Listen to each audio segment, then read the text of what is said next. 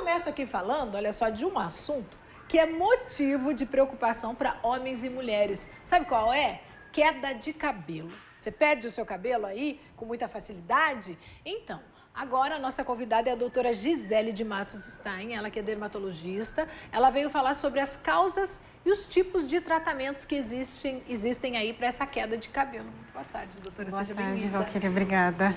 Todos nós estamos sujeitos aí a ter essa queda de cabelo, homens e mulheres? Homens e mulheres. Homens é muito mais comum, né? A gente acha que são homens, mulheres também. Na verdade, as mulheres são praticamente o principal grupo de pacientes que chega pra gente se queixando de queda de cabelos. Acho que a mulher é mais, ela percebe mais, né? Ela é mais atenta também. Isso mesmo. Então, nos homens, a principal causa acaba sendo a causa genética.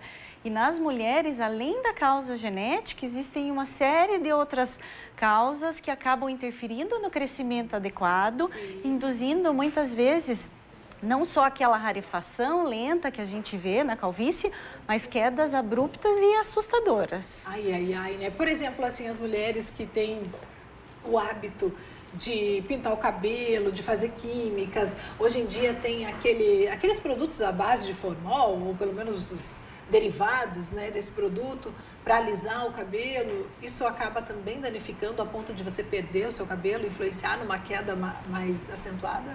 Sem dúvida nenhuma. Os alisantes e a maioria dos que a gente encontra, né, nos salões, infelizmente ainda tem o formol, eles podem ser agressivos não só para a nossa saúde, para as vias aéreas, ele pode ser cancerígeno, mas também pode induzir a queda de cabelos através da quebra do fio.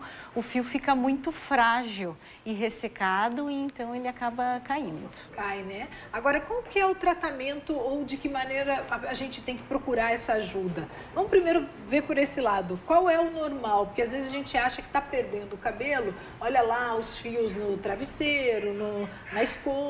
Existe uma quantidade que é aceita.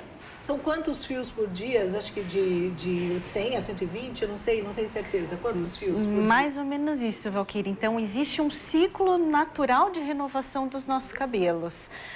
E o normal é que a gente tenha uma queda diária de 100 até no máximo 150 fios ao dia.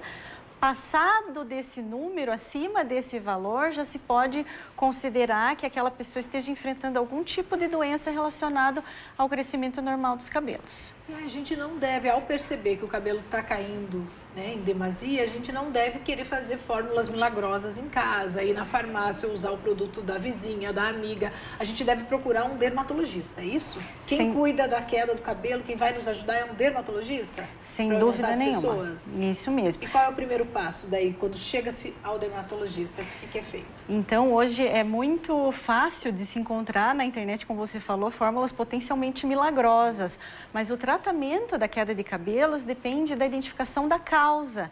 Então, é muito difícil que o paciente em casa consiga saber exatamente qual a sua causa.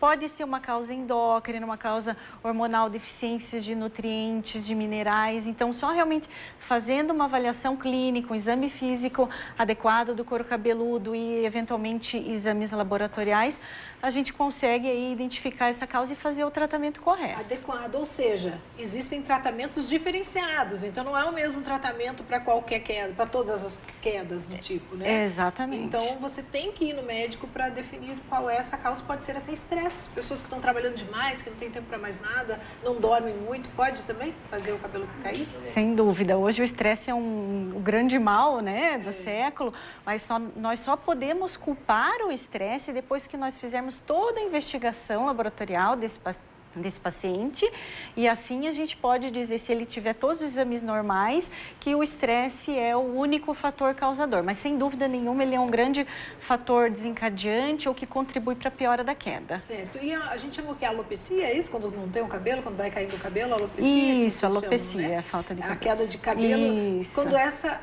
queda de cabelo é genética, porque muita gente, né, o pai tem lá suas entradas, tem pouco cabelo, o filho começa a ter. Tem como você brecar isso no caso, ou não adianta quando você já tem essa carga genética, vai ficar careca, vai ficar calvo, não tem jeito, como é que é?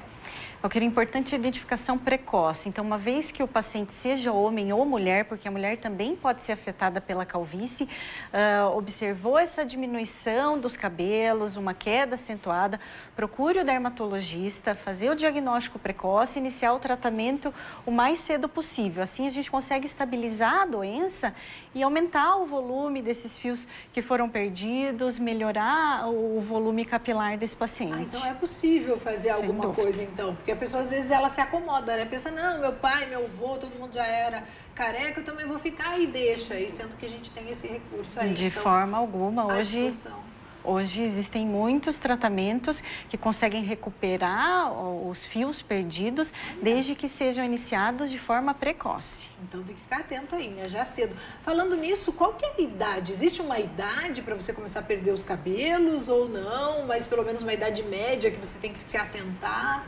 Quando a gente fala em calvície, eventualmente até adolescentes já podem começar com o quadro, mas a idade média é por volta dos 25 aos 30 anos, tanto em homens quanto mulheres. E muitos pacientes acabam pensando que isso é uma queda normal, que vai passar, e acabam demorando muito a procurar o tratamento. Isso é fundamental, fazer o diagnóstico precoce, procurar cedo o dermatologista para que a gente consiga estabilizar o quadro e melhorar essa queda.